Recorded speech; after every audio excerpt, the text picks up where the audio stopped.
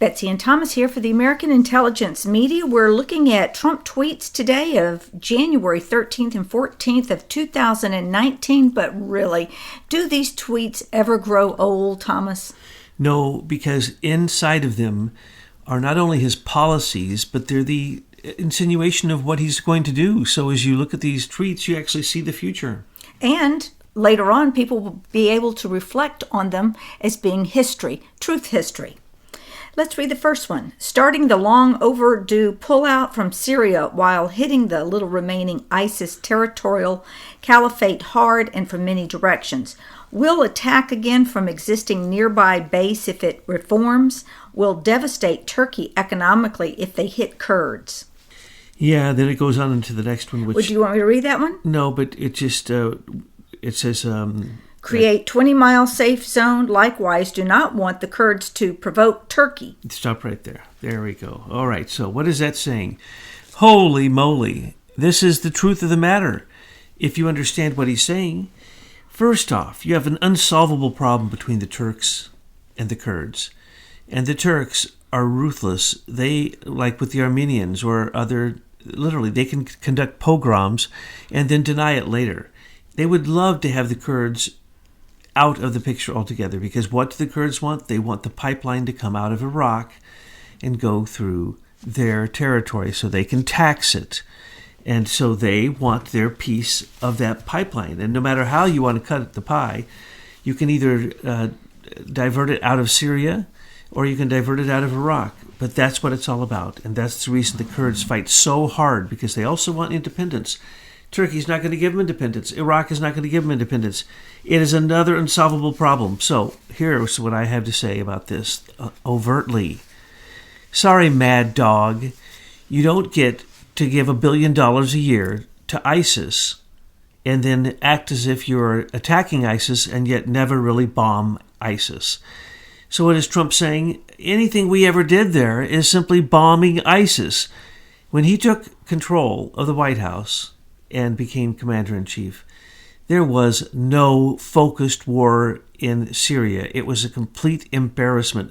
Obama, with his engagement with Russians in Syria, probably the biggest embarrassment of foreign policy I've ever seen during my lifetime. Why? Because he basically became the bitch of Vladimir Putin. Vladimir Putin brought in massive missiles. He put a permanent airstrip, put a permanent base.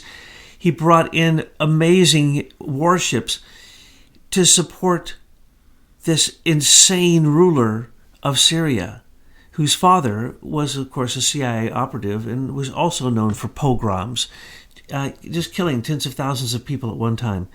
So what's going on in Syria? We need to get the heck out of there, because you don't even understand the situation. There's no one in the Pentagon, no one in the State Department, literally not one, that understands what's truly going on in Syria. Well, I understand what's going on. And I'm Betsy, and I'm out here in the Midwest of the United States. And what's going on is that this is the way they create what Trump tweets out later, endless wars to feed the military-industrial complex. The objective is not to win the war. The objective is to use up machinery and guns and human beings so that you can continue to feed the banksters. That's what's going on. Well, yes, and you've jumped to the next tweet where he says, stop the endless wars. And that's exactly right. And what is actually going on there is the following.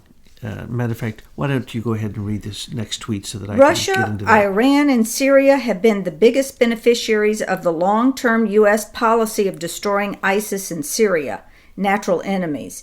We also benefit, but it's now time to bring our troops back home. Stop the endless wars. ISIS was created by Bashar al-Assad. Okay?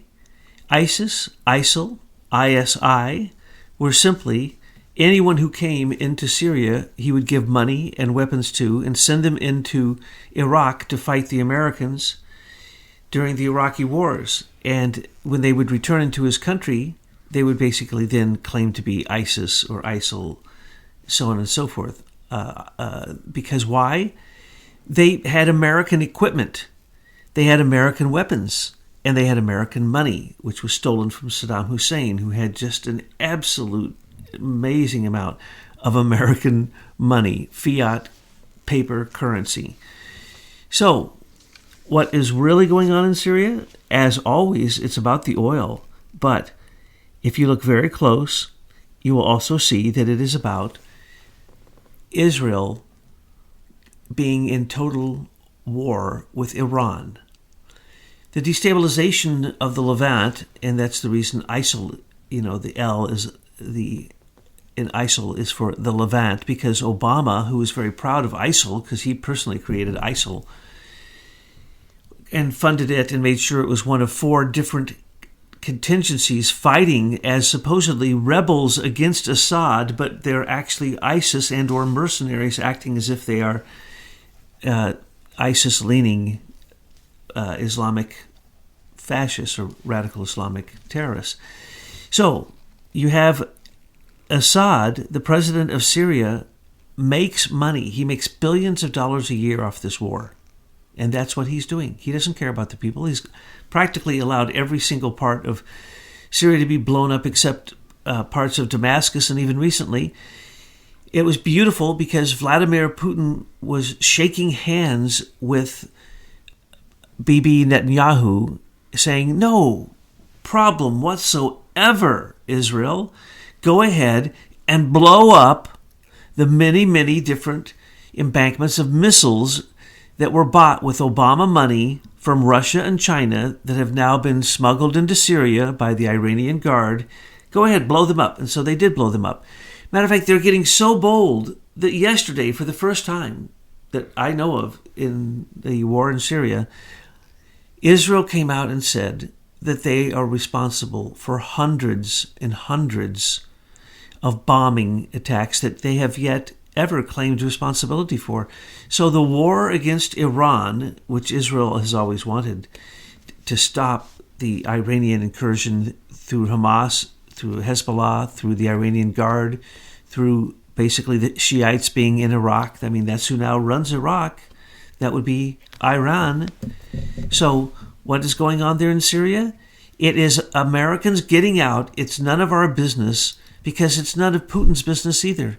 All he does is shake hands with the people who he watches blow up the missiles that were bought with this bogus money, $150 billion. Thank you very much, John Kerry. Thank you, Barack Obama. Thank you, Hillary Clinton, and the Iranian deal. Those weapons, those missiles, which have been used recently for many, many attacks, hundreds and hundreds of missile attacks on Israel, are now blown up. And we need to get the heck out of Syria, and we need to get the heck out of wars that we can't even understand. Well, the thing is and I'm glad that you brought it to that point, because I want to get off track just for a minute, but I guarantee you where I'm going is going to be interesting. Because, see, we as citizens, we only get the short view of everything, and we don't even get the correct view of what the real history is. And I know, I see my students all the time, they glaze over when you talk about history, but it's because of your lack of understanding of history that we've gotten to this point. Now, I want to take you through this scenario, and I want you to be able to think long term. You got to think more than 100 years, and you need to think big and stop thinking in the tiny little box that the Tavistock brainwashing has put you in. So follow me here. As we've uncovered things, we really walked this back to about 100 years ago, a little over 100 years ago, with Cecil Rhodes and Alfred Milner and the Round Table. Would you agree? Oh, yes. Oh, yes. And what we've discovered too, that is back as far as 1914, they had in writing their 200-year plan to control and dominate the world. And they called it their New World Order, and they were going to sneak in the League of Nations as a way that they would start their 200-year plan of control and domination of the world. Would you agree? Oh, yes. Support. Okay. Now, the key tool that they used to get this war going is propaganda. And this is so interesting to me, Thomas, because our very first public post, when we were doing it, kind of rogue, and we put it on before it's news, was about the San Bernardino false flag. We couldn't understand why people couldn't see a false flag running right in front of their screens. Why weren't people awake? So we wrote articles about it, and we told you why false flags were now legal in America. And over 2 years, we've taken you to the current false flag, and it's a false flag they're running, and it's called Russia collusion. And these are globalists that continue to run these false flags on us. Would you agree? Oh, yes. You're wondering where in the world is this in a tweet? Well, it's not. This is just me. Okay, now, Woodrow Wilson started this regime, and it has continued all the way up to where we are today. And I'm saying that this is a rogue regime, and it went from Wilson to Obama. And we've just had one globalist regime after another. And we've had a few presidents along the way that have warned us about it, but we know what happened to them. But what I want to say, and I want to say it right now and claim it, that we have disrupted their 200-year New World Order plan. Donald Trump has interrupted it. And he is the last president of their rogue regime. He's not yet the president of our United States. And what he's doing is he usurped the usurpers. That's right, he got in there and he's throwing out these carpetbaggers. But he's the president of their regime, right? Correct. They don't know it. So my hope is that Trump can use what remaining time he has in their rogue regime to completely demolish it. And then we need to rebuild America better than it was before Woodrow Wilson. We need to get back to the original Constitution, the articles. We get to get the attorneys out. We got to bring law and order back. I, Tyler Gabriel, a.k.a. Betsy Ross, would like to nominate Donald J. Trump for the first time to the authentic and proper government of the United States, which he could then hold if we elect him in for 2 terms for 8 more years. Hip, hip, hooray. I completely concur with everything you just said. Matter of fact, I couldn't have said it better myself. But as you know, I will always add something. Yes, this is the end of the American Revolution. We're breaking away from British control, and the second American Revolution, being led by Donald Trump, can win, but it will only win once he's reelected. The reason is, the first 4 years, as we've pointed out, is when he is exposing all these carpetbaggers, these scallywags, these, basically they're just really, they're the hand at the end of the lobbyist's arm. They are nothing more than people who go into political office to make money and then see where the money flows and then jump out and grab whatever they can. The amount of greed that goes on in Washington, D.C., the District of Crime, is disturbing.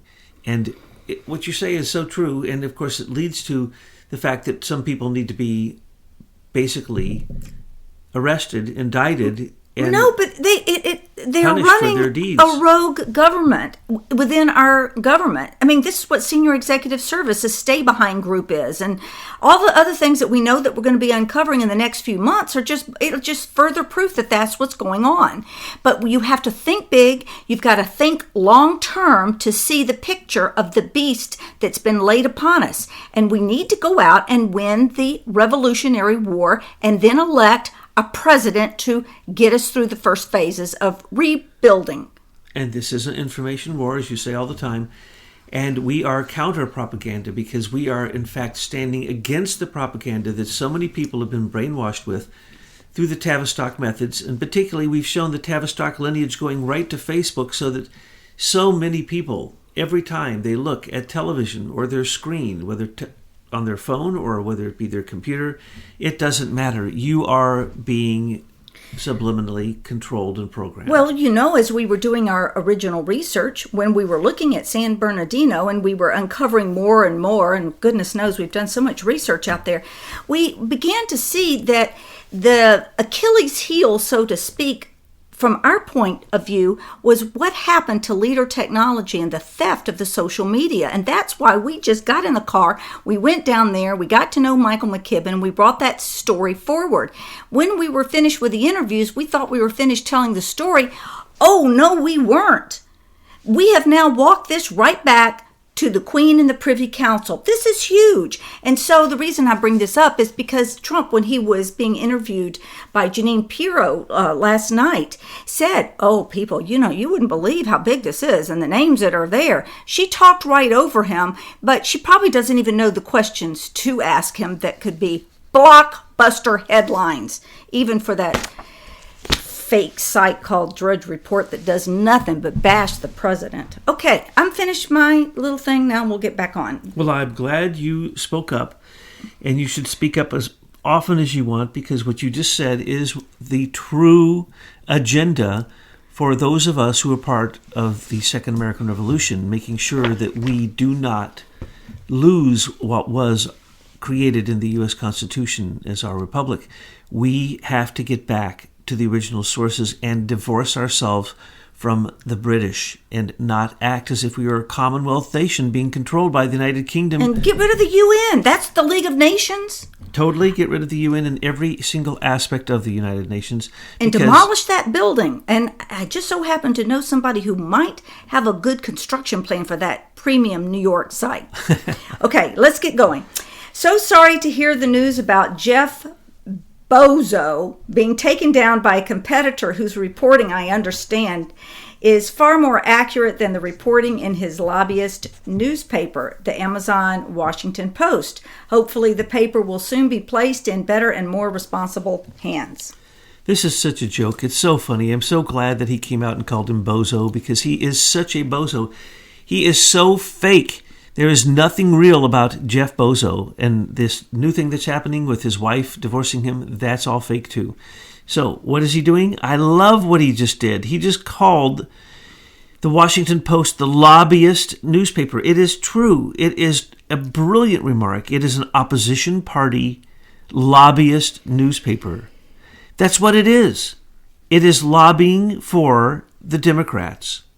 And the Washington Post, let's remember, when good old Bozo bought the Washington Post, he was coming in as the hero to save it. That was because he had just gotten a contract with the government for cloud computing and memory that was so huge it saved his company. So he took some of that money and he thought he was the king of the world.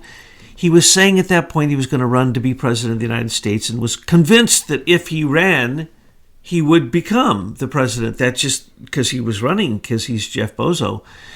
No, sorry, you and Dude Zuckerberg, who at this very same time said, I could run for president, and if I could find the time to do so, said Dude Zuckerberg, I would definitely become the president. There's no doubt about that. Just through my own personal account on Facebook, I could win the election. That is what happens to cardboard cutouts who don't know what they're talking about. What, they actually start believing their own publicity? Correct. And that's what we always used to say. You are really going off track when you believe your own PR, your own public relations. Yeah, but the other thing here is just so obvious. Jeff, he's no fool, and he sees what's coming down the pike, and he sees what it's going to do to Amazon and the Washington Post stock. He wants out, and he wants out big time, but he can't just sell because that's insider trading. He sees things that the rest of us don't see about his company. So I'm just saying that the divorce thing smells like a rat, and you know how we love rats around here in the conclave, because a family court judge could order him to sell half of Washington Post, half of Amazon stocks, and I think he owns about 12% of the stock, so that would be 6% that would, come off the top. Oh, how would that affect other stockholders right now if they knew that 6% of the stock could leave it at any time? I'm telling you, that way his wife gets her count, puts some in an offshore account for him, and he's fine. It is his parachute. It's really the only parachute he has, and because the stock and all this could easily go to zero. Amazon was created, you're correct, Amazon was created as a weaponization against mercantilism, and it has been so effective that we can't count all the different brick and mortar buildings and companies that have gone down because of Amazon. Amazon only started making money and making a profit 2 years ago. And even then, it wasn't much profit. So, as you say, if they take 6% off the top, or if they have just this redistribution, or if more than likely, because Trump says he smells a rat here, and this rat really is stinking, and he knows what the result is, and he knows that Bozo is going down. He implies that in between the lines. So what does he know? He knows that he, literally a few weeks ago, said to the public, Jeff Bozo, but he called him Bezos at that point, but Bozo needs to be careful because of antitrust actions that might be taken against him. if you remember that. And now, all of a sudden, after we have predicted that FANG is going down anyway, these huge corporations that are all smoke and mirrors based upon warlord bankers and false assessments of their assets, that's all fake. That's just so that they can have a flow of money through the big banks so that they can prop up the stock market, because the central banks have bought into the stock market with 1/3 of their assets. That's what's really going on. Well, look at it at another level, and I know I'm speaking glibly, but CIA, people always say that's called clowns in action. Well, when you have a bozo, he is a clown in action, okay?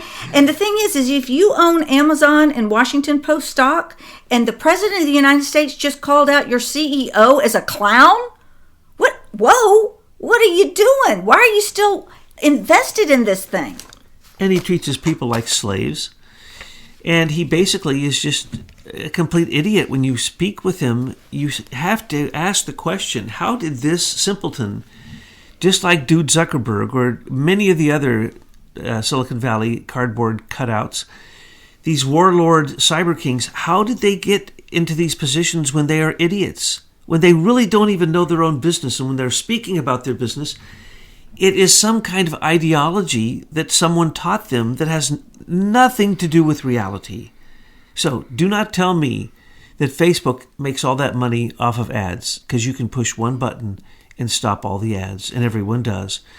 No, it was about selling the private information they were stealing from you. And now we know, as we had already told you, but now it's public knowledge, that Google has been selling your Gmail accounts also, in the information in them, and access to 100% of them. Anybody can buy in, or even in many times get it for free.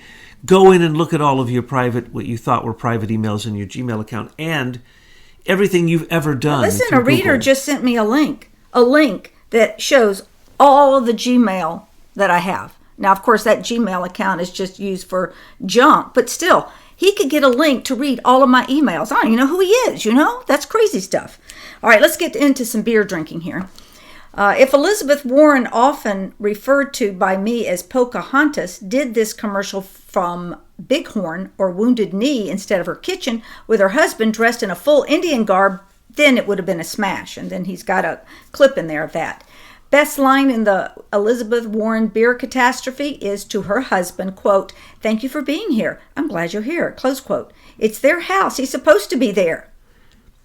Yeah, but it's so bad that, why would he want to be associated with her? Even though he happens to be married to her. She is such a fraud. Pocahontas, for heaven's sakes. She took scholarship money to go to Ivy League college, to Harvard, I believe it was. And it's all a lie. It's just like Barry Soetoro. He took the same type of money.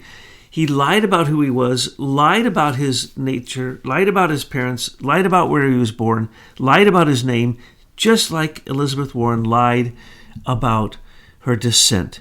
And she shouldn't be allowed to run. But if she wants to run, well then, please, I hope she's the candidate they put forward, because when the time comes, all we have to do is point a finger at her and say, "You are a liar. Get out." Plus, look at it. The only thing she ever did was run that organization that basically attacked anybody that wasn't a friend of Obama. And she's just a complete mess. So I hope she does actually become the Consumer Protection Bureau. Yes, which was only protecting. Which was just a laundering thing. I don't think they had a ton of money go through that. It was going to all kinds of crazy places. But right now, she is a leading candidate. And they're actually considering Big Mike Obama, for heaven's sakes. Do they really think that the truth won't come out if these people actually run for office? It's kind of like, people believe that they have nothing to hide. Well, these people have a lot to hide. Did you see what Elizabeth Warren had on her top shelf in the kitchen? A watermelon eating, despicable, racist. It was a little figurine. You can see it. And because she thinks that's okay to put there. It's not even a consciousness about that. That's crazy. All right, let's move on.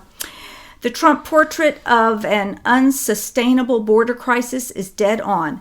Quote, "In the last 2 years, ICE officers made 266,000 arrests of aliens, with criminal records, including those charged or convicted of 100,000 assaults, 30,000 sex crimes, and 4,000 violent killings, close quote. Want me to read on?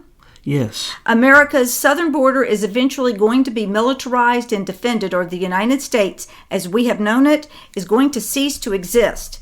And Americans will not go gently into that good night, Patrick Buchanan. The great people of our country demand border security now. So I really like that quote, and the way that it's set up, it's hard to understand. But the point is the word militarized. Our border must become militarized. Why? We are in an invasion. How did the invasion happen? Well, let's look at the European Union. One person, one leader, Angela Merkel, invited all of the refugees, the 58 million refugees that had been created because of the Arab Spring and Hillary and Obama's nonstop bombing of 7 Arab countries where he put those people into refugee status. Merkel invited all of them, especially I think there was 4.5 million in Turkey at that time, invited them to just cross on over into Greece and come on up through Europe and don't worry about a thing. Come on all the way up to Germany and we are going to basically hand our country over to you. We're going to let you do anything you want. You're going to have complete immunity. Our social services are there to serve you no matter how many wives and children you have. No matter how many crimes you commit here in Germany, Angela Merkel still says to this very day, we're going to make sure that nobody criticizes you because you are a migrant. You are a holy status. We kiss your feet. And though less than 2% of you who have come into Germany, and that's literally, I think it's 2.2 million into Germany alone, only 2% of them actually have turned out to work. Only 2% of them or less actually work. So at this point, they have now offered $6,000 per migrant per person to go back home. And 24 of the 27 voting members of the European Union that were considering the issue of the migrant crisis just a few months ago voted to reverse their policy and send them all back home and to pay George Soros over $80 billion a year to screen these supposed asylum seekers. Now they're asylum seekers. Before that, they were holy sacred migrants. And not an invasion. We're not going to call them an invasion. In fact, that is what it is. So that's how it happened. What happened in America? Obama said, bring your unaccompanied minors to the border. And that brought MS-13 and the gangs from Central America. Well, that's just another form of ISIS. Oh, it's... Okay, you call it what you will. Let's move on. Quote, gas prices drop across the United States because President Trump has deregulated energy, and we are now producing a great deal more oil than ever before, close quote, at Fox and Friends. But this is bad news for Russia. Why would President Trump do such a thing? Thought he worked for the Kremlin. Now, they think that's funny, but that is so unfunny to me that it's insulting. Okay, you get a LOL and then that's it. Because why? It's not funny at all. Because what has really happened was Trump went over and busted Angela Merkel and Vladimir Putin when he went over for his first meetings on NATO and said, why are you lying about Nord Stream 1? You've already brought that oil into Germany against the sanctions we have placed on it. Why are you lying to the European Union, Angela Merkel and Vladimir Putin, and not telling them that you've made Germany the leader in oil in Europe? So what did Trump do? He out-Trumped even trumping them. He went and caused American oil to become one of the number one producers in the world. Not only that, he now tells OPEC what to do. And OPEC does what Trump tells them to do. Trump is now in control of oil. If you're in control of oil, you're in control of wars. Because that's what most of the wars in the recent past have focused on, is who's going to get the oil, who's going to get the resources. And so they've been dividing up this land and who's going to get it and who gets the concessions and how do we take advantage of a bunch of Bedouins in the desert and steal their oil from them. That's what it's been about. So Trump has out-Trumped even the Russians trying to sneak in oil into the European Union. Now he's getting contracts with countries, some of them exclusive like Poland, and other countries, where we are now giving oil to your European Union, who do not want to break the sanctions and cheat and give Germany the advantage again. Germany again, who I want to point out, with France and Macron, who is now basically a war criminal as far as I'm concerned, starting a German-French military. What are we going to call it? The Fourth Reich? Well, I would say that he's usurped the usurpers and he's out-Trumped the globalists. There you go. Next tweet. I've been waiting all weekend. Democrats must get to work now. Border must be secured. And related. Nancy and Cryin'chuck can end the shutdown in 15 minutes. At this point, it has become their and the Democrats' fault, which he says later in a tweet. Dems in Puerto Rico as shutdown hits day 24. So reading all that together, what do we say about the shutdown? Basically, it's just beautiful. Because what did it do? It did what we said it would do. It is the beginning of the 2020 election campaign, and these are Moabs that he's dropping on them. I am here all alone, and you're in Puerto Rico. Now think about this. They just got sworn in, and then they go on their midwinter retreat. Now this retreat is nothing more than a brainwashing. A boondoggle. And it's in Puerto Rico. How many of them went down to Puerto Rico when they were having their crisis to help them? No, these are Democrats. These are basically lobbyists who simply are buying political influence. And it's so pathetic that they would do this and go on vacation while the 800,000 are furloughed because of the shutdown. Well, they're using their constituents, these employees, these federal employees who really are their constituents. They're using them as hostages. So we could really say that this is the Schumer-Pelosi hostage crisis, day 24. Absolutely, and I wish they would march on Washington, and I wish they'd march on the right people this time instead of going after Trump. What they're doing is they're obstructionists who will not allow the president to do his first and foremost duty, which is to secure America. The reason that there used to be a law, and the NDAA supported that law, then was broken by Obama, and allows now there to be the Department of Defense active in the domestic boundaries of America. The reason that was there is because generally you don't use your army to go attack anybody unless they're your enemy. But in this case, we have to use our military, our army, our armed forces, our law enforcement to simply defend ourselves. And that is a primary duty of the commander-in-chief. We are under an invasion, just like European Union was under the invasion I just described. He must secure our southern border. We are under invasion. Tens of thousands of new caravan members are forming, and they are filled with literally war actors who are coming into our country and destroying it. That was Obama acting like Angela Merkel and using the George Soros open borders nonsense. That is true evil to try to promote open borders, because we are not at the point that we can handle open borders. But it really is a hard red line, because now people are having to decide which side of this wall, so to speak, they're on. Now, we've all known that Lindsey Graham is a globalist. I mean, he can do all of the virtue signaling he wants, but he's a globalist. So he's just come out and said, well, maybe we should just, Trump, maybe you should just do lift it for temporary. Let's do 3 weeks. No. We have to hold the line here, because what's happened is the globalists have infiltrated themselves and made it so that Trump he's very difficult to move. Because if you read the article or listen to the video later, what Lindsey Graham calls for says, Trump, please, just use your emergency powers. And I say no, because if Trump uses his emergency powers, that the globalists will file in the Ninth Circuit, and the Ninth Circuit will take forever to get to the Supreme Court. When it gets to the Supreme Court, it's going to be a 5-4 decision. Why? Because they've got Ruth Gator Ginsburg as a wet work sitting someplace on a life support system or something.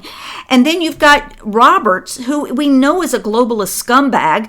And so what will happen is the vote will be 5-4, because what this is this really is for Americans to give up our sovereignty. And it's happening in this information kind of landscape. right? So we have to wait for Ginsburg to either resign or be pronounced dead, and then Trump can make all of his moves. So what we're going to see in 2019, we're going to see a huge, great American wall, and we are going to see a real conservative, not like a Kavanaugh, who's SES and still hasn't really shown me that he is truly a conservative, but we are going to see a conservative Supreme Court justice there to replace Ginsburg.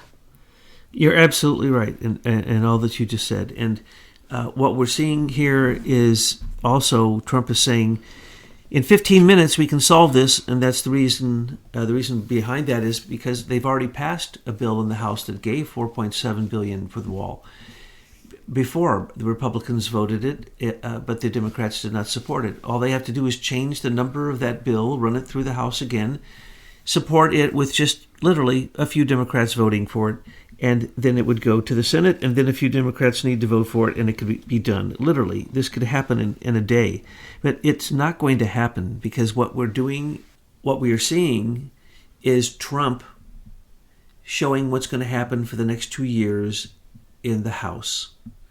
It's either going to be a zoo where they're going to be examining everything, making sure that he doesn't wear a wig or a toupee, and examining everything about his family even further, though we already spent $100 million on examining Trump and any connections he has with Russia or any collusion with any bad things whatsoever. No, we're going to see the House spend all of their time simply obstructing, making sure nothing goes forward, and making sure that one stupid investigation after the next continuously wastes tens of millions of dollars and waste the time of the people on the Hill. And you're going to see people showing who they are. They're either globalists or nationalists. Forget the whole Democrat-Republican narrative or whatever they want to call that. That's just not the case. It's Republicans can be globalists or they can be nationalists. Democrats, for the most part, are all globalists.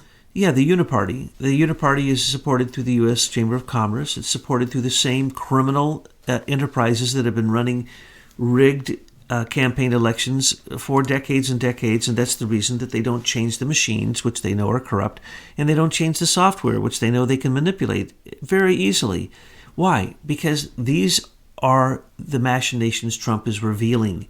And what people might not see is that every day that ticks by, we get to see who the Democrats are more thoroughly. I mean, look at the insanity of the Democratic Party. There is no logic, and that's the reason he says that the fake news has gone mad. They've gone crazy. They've gone insane. So, lunatics. Let me read that tweet, because that is the final one. The fake news gets crazier and more dishonest every single day. Amazing to watch as certain people covering me and the tremendous success of this administration have truly gone mad. Their fake reporting creates anger and disunity. Take 2 weeks off and come back rested. Chill. Isn't that funny? He's telling the mainstream media, the opposition party, the opposition propaganda group, the group that works full-time against Trump, he's telling them to take the couple weeks off like the Dems did. Go down to Puerto Rico. Hang out. Chill. Be cool. Because why? Nothing is happening until the Democrats move forward to defend America in this war, this national emergency, which has already been declared. By the way, there are already existing well over a dozen national emergencies that were started by presidents that have never ended. Some of them go back to the 40s. And there are many of them in our modern times. So for Trump to say national emergency, well, he's already said there's 3. He's already declared it twice, that it was a national emergency and then another emergency. And they all focused on things that are happening in our southern border. So it is no big deal to declare a national emergency. Well, it is if you are working against their 200-year plan. People keep asking what happened to the $50 billion for the fencing act that was passed already by Congress. Well, that's what we keep telling you. It was sitting in the accounts, federal accounts. It was sitting in state accounts. And it was doing nothing. So Trump went and took that money. He already said he did this. We've already reported on this a long time ago. That's the reason he's already enhanced over half of the entire distance of the wall that he intends to build. So the point is the money was already there. And he has said that, and he has laughed, and he's laughed in their faces because they will not report the truth. They won't report anything good, so mainstream media thought it was bad, so they didn't report it. So what's he doing now? All he has to do is use part of his $600 billion. If it's a national emergency, he doesn't have to ask anybody, and there's no court in the world that can stop him from using the military to enhance and defend our border. Yeah, but they have weaponized the Ninth Circuit so that anything that Trump does to protect our borders is challenged in the Ninth Circuit. Well, yes, especially if it's going to be anything. And then you've got a corrupt written. Supreme Court that upholds this Ninth Circuit stuff. Yes, what they'll do is they'll take anything that's written, an executive order or a statement of national emergency, or if there's an act of Congress or some action that they can then look at, then someone will contest it, or they'll say that it is infringed upon them, whatever. And yes, that's exactly what they'll do. The Ninth Circuit needs to be reined in by John Roberts, who allows... John Roberts, the Supreme Court Justice that put 11, supervised them as well, corrupt FISA judges on? You mean that Judge Roberts? Yes. Who rewrote Obamacare so that it fit the globalist agenda? Yes, that John that Roberts. That corrupt man who should be impeached.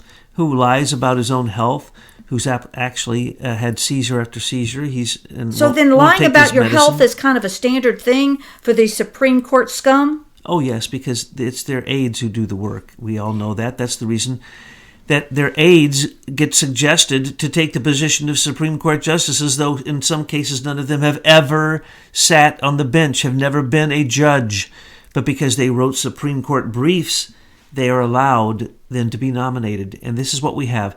We have just a bunch of eggheads working off of case law and not working off the United States Constitution. And it's absolute absurdity. They're working out of their own case law, out of their own regulations, out of their own recommendations, instead of out of the existing laws. In other words, they are writing law through their own cases. Well, this is part of the rogue government that I'm talking about. Since Woodrow Wilson, we need to demolish this rogue government, and we need to get back to the United States Constitution and law and order.